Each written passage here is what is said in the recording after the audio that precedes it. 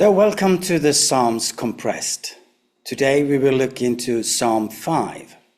And the title of Psalm 5 is Trusting God in the Midst of Trials. Many of the Psalms are actually in trusting God. And I think we all experience moments of hardship and of confusion, times when it feels like the world is against us. And in such moments, turning to the Lord in prayer and trust can bring comfort and guidance.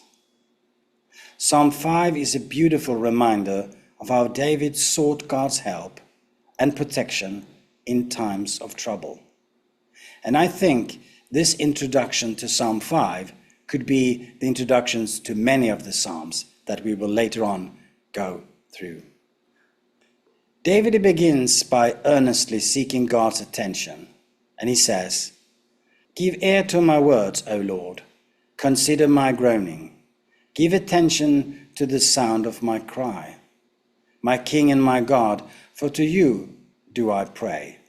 O Lord, in the morning you hear my voice. In the morning I prepare a sacrifice for you and watch." David, he emphasized the importance of starting the day with prayer, setting a precedent for us to seek God's guidance before we face the day's challenges. I think that we all should try to follow this routine, to start each day with the Word of God, with prayer and thanksgiving. But perhaps you say that I don't have time. I start very early in the morning. I have no time. But well, this can be a very short time. It doesn't have to be long to be powerful. David not only prays, but also looks up with expectation, showing his trust that God will respond. David acknowledges God's righteousness and his intolerance of evil. For you are not a God who delights in wickedness. Evil may not dwell in you. The boastful shall not stand before your eyes. You hate all evildoers. You destroy those who speak lies. The Lord abhors the bloodthirsty and deceitful man. And I think this verse reminds us of the holy nature of God, who cannot tolerate any sin. This is a call for us to strive for purity and righteousness in our lives, which is hard, I know. In times of injustice, we can find solace in knowing that God sees all and will judge all the wicked.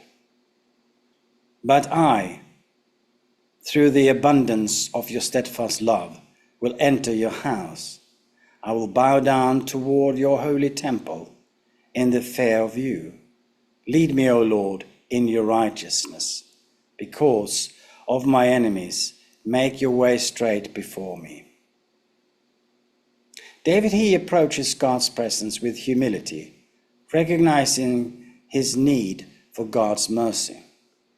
He seeks God's direction to navigate the challenges posed by his enemies, a reminder that we too should seek God's wisdom in our all decisions.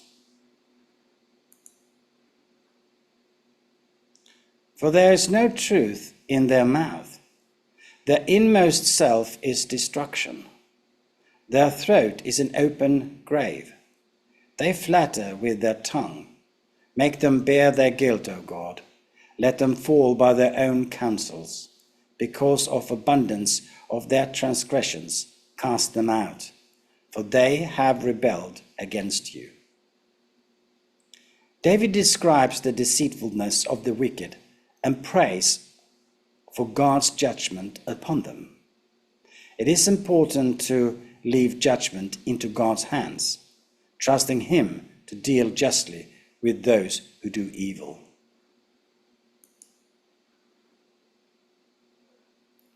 But let all who take refuge in you rejoice. Let them ever sing for joy, and spread your protection over them, that those who love your name may exult in you. For you bless the righteous, O Lord.